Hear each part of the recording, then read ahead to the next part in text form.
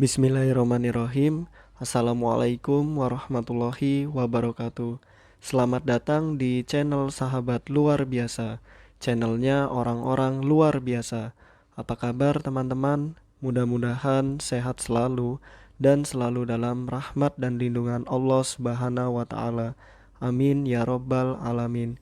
Bagi teman-teman yang baru menemukan channel ini, agar tidak ketinggalan informasi yang insya Allah menarik dan bermanfaat, jika berkenan silahkan like, komen, dan bagikan video ini, serta subscribe dan nyalakan tombol notifikasinya.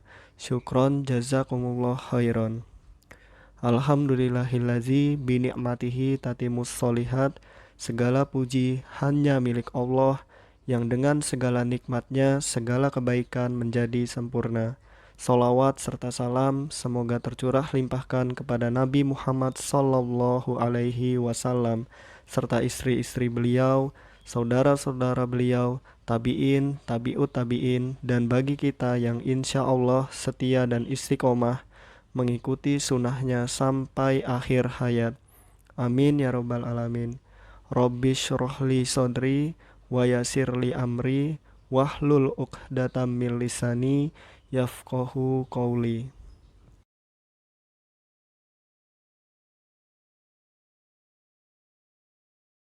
Nomor 1. Program pengembangan perilaku pribadi dan sosial dilaksanakan dengan prinsip A. Fleksibel, B. Terencana, C. Asesmen, D. Inovatif. Jawaban yang tepat adalah C. Asesmen ya teman-teman. Adapun penjelasannya, prinsip dasar pelaksanaan program pengembangan perilaku pribadi dan sosial bagi anak tunalaras antara lain. Yang pertama yaitu prinsip asesmen. Dalam pelaksanaan program pengembangan perilaku pribadi dan sosial bagi peserta didik tunalaras harus berdasar kepada asesmen. Karena dengan asesmen, guru dapat menentukan perlakuan atau treatment, memilih kemampuan apa yang harus diberikan kepada peserta didik untuk memperbaiki atau mengubah perilaku pribadi dan sosial mereka. Yang kedua, ada prinsip individual, yaitu penyimpangan tingkah laku pribadi dan sosial pada peserta didik tunalaras mempunyai tingkat yang berbeda dari segi kualitas dan tingkat penyimpangan. Oleh karena itu, antara peserta didik satu dengan yang lain mempunyai masalah yang berlainan, sehingga dalam memberikan pelayanan pembinaan yang dilakukan bersifat individual. Lalu ada prinsip partisipasi, pelaksanaan program pengembangan perilaku pribadi dan sosial memerlukan partisipasi dari berbagai unsur yang kompeten, maka guru atau pembina hendaknya dapat memberi motivasi peserta didik dalam memecahkan masalah perilaku pribadi dan sosial mereka. Lalu ada prinsip kerahasiaan. Pada pelaksanaan program pengembangan perilaku pribadi dan sosial, guru wajib merahasiakan segala permasalahan anak didik, kecuali kepada kawan sejawat dan seprofesi serta orang tua dalam upaya pemecahan masalah yang dihadapi anak didik. Lalu prinsip menerima, yaitu program pengembangan perilaku pribadi dan sosial dilaksanakan dengan sikap menerima sepenuhnya tentang kondisi dan permasalahan yang dialami peserta didik. Oleh karena itu, guru wajib menerima secara wajar, ramah, simpati, dan memberikan layanan pembinaan yang bertanggung jawab.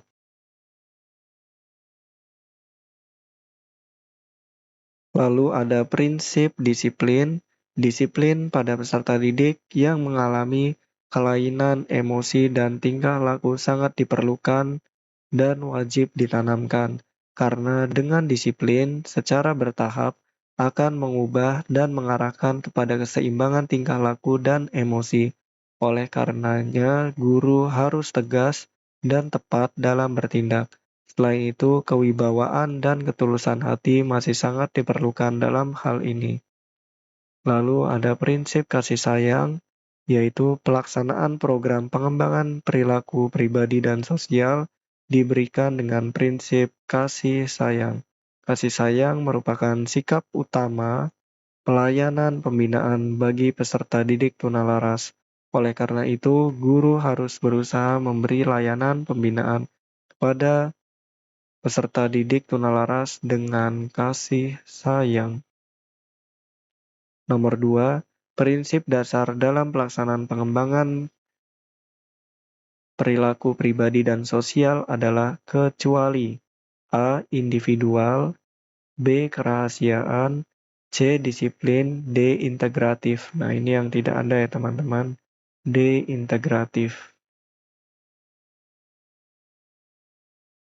Nomor 3, proses pelayanan pengembangan perilaku dilaksanakan dengan mengutamakan aspek kecuali A. Sikap, B. Moral, C. Motorik, D. Pengetahuan.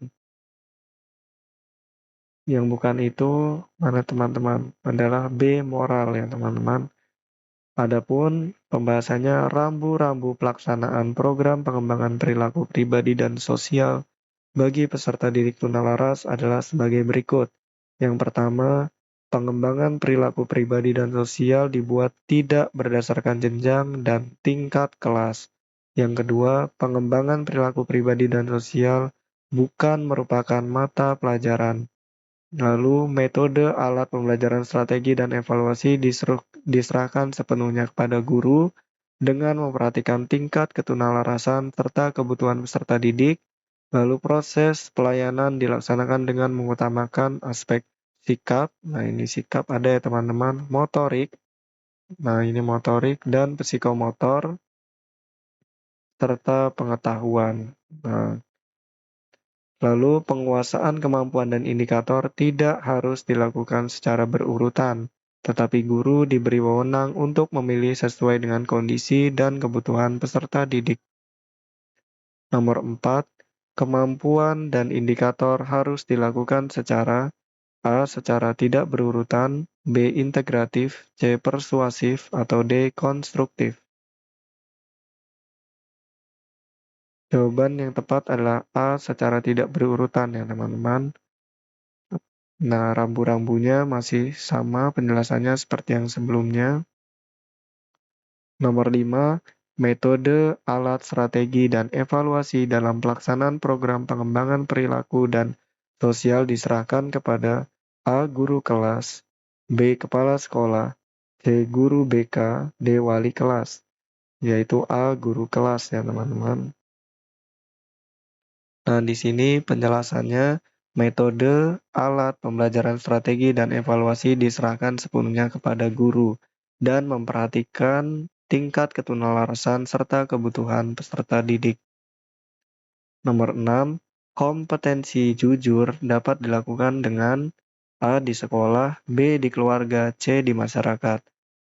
Atau D. Semuanya benar. Pasti D ya teman-teman, semuanya benar. Karena jujur itu dimanapun dan kapanpun.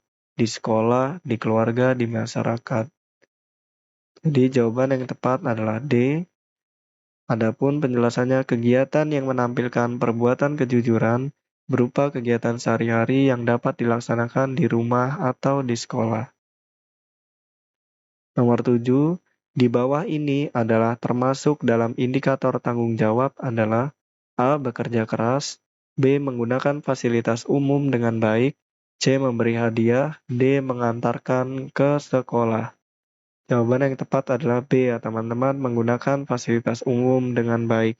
Adapun penjelasannya bertanggung jawab yaitu mengimplementasikan perilaku tanggung jawab dalam kehidupan sehari-hari, yaitu menepati janji, menggunakan fasilitas umum dengan baik, memelihara fasilitas umum dengan baik, memiliki sikap tanggung jawab dalam kehidupan sehari-hari, melaksanakan tugas secara teratur, melaksanakan tugas tanpa disuruh. Nomor 8, mengecek, menegur, dan memberi sanksi kepada peserta didik apabila tidak menggunakan seragam termasuk langkah pelaksanaan program. Indikator A. Jujur, B. Tanggung jawab, C. Kepemimpinan, D. Disiplin. Tentu jawaban yang tepat adalah D. Disiplin ya teman-teman. Adapun Disiplin yaitu mengecek, menegur, dan memberi sanksi kepada peserta didik apabila tidak mengenakan seragam dan kelengkapan yang tidak sesuai dengan peraturan sekolah. Nomor 9, membuat kesepakatan akan selalu mematuhi norma dan aturan yang berlaku, termasuk langkah dalam indikator A. Norma dan aturan, B. Tanggung jawab, C. Disiplin, atau D. Semua benar. Ini sudah jelas ada kata-kata norma dan aturan ya teman-teman. Jadi jawaban yang tepat adalah A. Norma dan aturan. Adapun langkah mengenalkan aturan dan norma-norma yang berlaku di rumah, sekolah, dan masyarakat, yaitu berdiskusi tentang norma yang pertama, dan aturan yang berlaku di rumah, sekolah, dan masyarakat, dilanjutkan menginventaris norma dan aturan yang ada dan berlaku di keluarga, sekolah, dan masyarakat. Lalu peserta didik bertugas membuat laporan dan hasil diskusi. Lalu mencatat norma dan peraturan yang pernah dilaksanakan dan yang pernah dilanggar di rumah, sekolah, dan masyarakat. Lalu menceritakan akibat pelanggaran norma dan aturan norma yang pernah dilakukan di rumah, sekolah, dan masyarakat. Lalu menceritakan sanksi apa yang pernah didapat akibat dari pelanggaran norma dan aturan yang dilakukan.